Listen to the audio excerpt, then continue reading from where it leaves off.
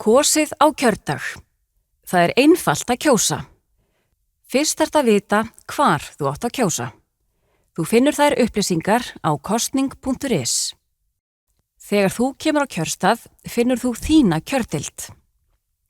Þú gefur þig fram við kjörstjórnina og gerir grein fyrir þér. Kjörstjórnin merkir við nafnið þitt í kjörskránni og afhendir þér kjörseðilinn. Þú ferð inn í kjörklefan og greiðir þar atkvæði. Þú merkir X í ferning fyrir framan svarkostinn sem þú vilt kjósa. Þú mátt ekki nota önnur tákn eða skrifa neitt annað á kjörseðilinn. Það getur valdið því að atkvæðið verði metið ógilt. Síðan brýturðu seðilinn saman, ferð út úr kjörklefanum og setur seðilinn í atkvæðakassan. Gættu þess að enginn sjái hvernig þú kaust.